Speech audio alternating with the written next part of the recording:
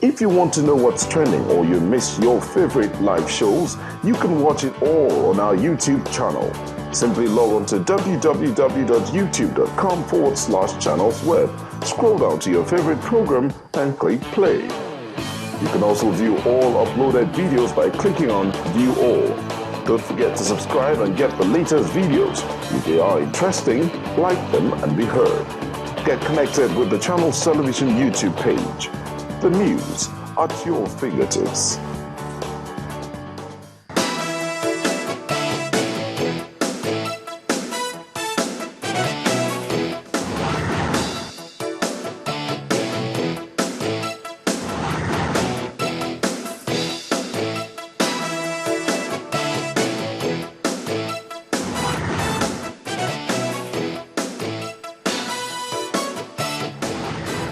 Welcome back to Sunrise Daily. Well, we'll start off with some of the recent political development on the floor of the House of Representatives, even on the Senate.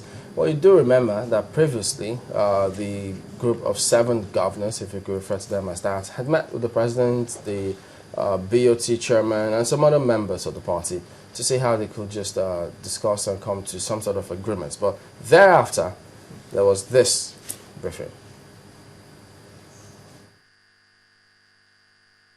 The governors of Adamawa, Niger, Rivers, Kwara, Sokoto, Jigawa, Akwa Ibom, Kogi, Kano, and Cross River states met with the president, the vice president, and the chairman of the board of trustees, and extensively deliberated on various issues over a 3-day period. The meetings were cordial and deliberation fruitful, with a clear commitment on all sides to resolve all issues raised at the meetings. The meeting also called on all parties to seize their sword and avoid further inflammatory comments on all issues, particularly during the course of our deliberations, as efforts are being made to resolve all differences.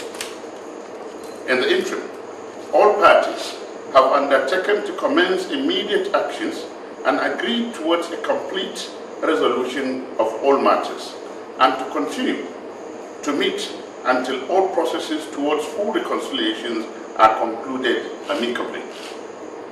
The meetings will continue on Monday, the 7th of October 2013. We use this opportunity, therefore, to thank all members of our party and supporters for their patience and understanding as we make sure and ensure that genuine progress towards resolving the differences are met. Well, you know, after that briefing, everyone else went about their activities, those of us who were watching from here.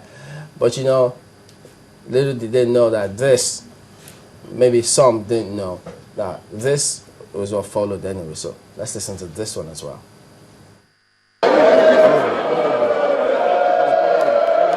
There was nothing from this point to suggest that the day would end on anything but on a good note.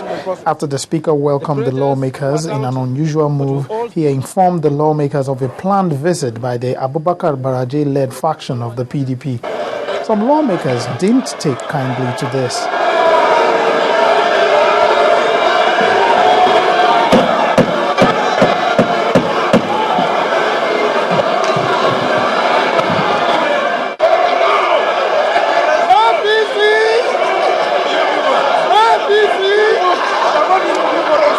The whole of this was not to take place on the floor of the House. It is a PDP caucus issue. Therefore, it is PDP caucus that is meeting at 3 p.m. But the leadership of the Abubakar Baraje faction, accompanied by some governors, still came to the National Assembly and met with the Senate President. We also demanded that the Adamawa State Party Exco, which was also illegally dissolved, should be brought back. Number 2.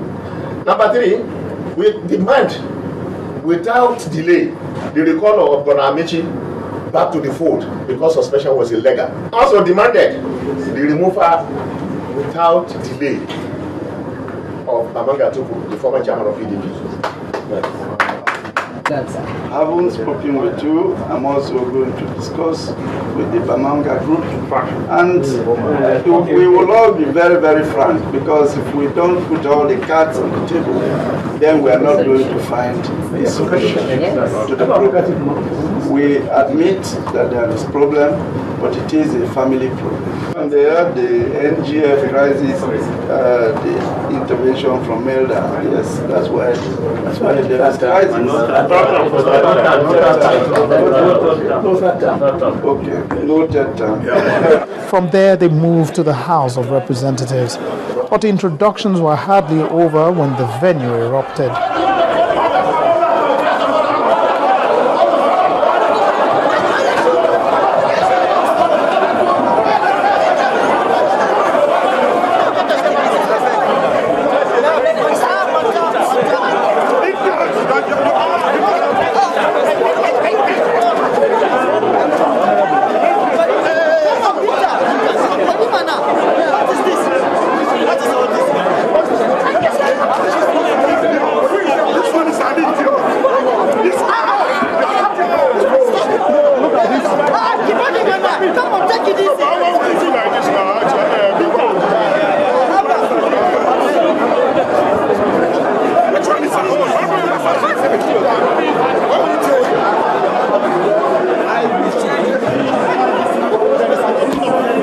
All attempts to calm things down failed. The protesting lawmakers also frustrated the speech of Abubakar Baladi.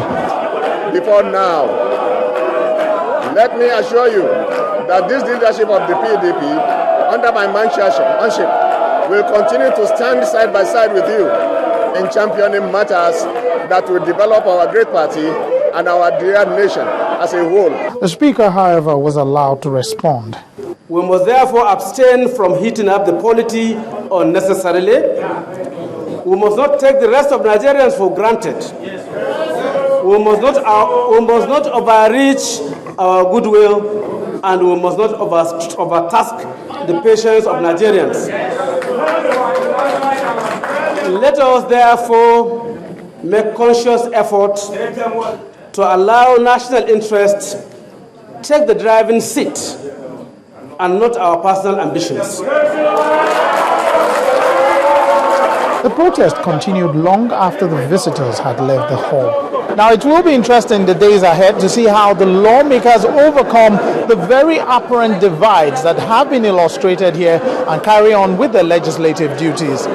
Lanre Lasese, Channels Television News. So there you have that. We'll start off with that today. Alhaji Mahmoud Othman joins us this morning. He's a public affairs analyst. Morning, and thank you for coming on today, Alhaji. Thank you very much, and good morning, viewers. Well, interestingly, looking at all of this as it's playing out, you thought that on the first they were discussing with the leadership of the party, the president, and thereafter you saw them again in the House of Reps and in the Senate still coming up with those demands, and you just wonder. What's your thoughts on this? Well, I think the two leaders of the houses have behaved responsibly and according to the law. Let's not forget that the National Assembly is for every Nigerian. They have to give room for fair hearing to all sides of argument. So it is in order for whoever wants to come to the National Assembly to seek permission. So they came on invitation, or at least they asked to come, and they were asked to come. So whatever they said is immaterial. What is important is that they have been given the right to air their own views. And that's what national assemblies all over the world are supposed to do. Now, the other side of it is that since the beginning of this democratic arrangement, I think one of the biggest culprits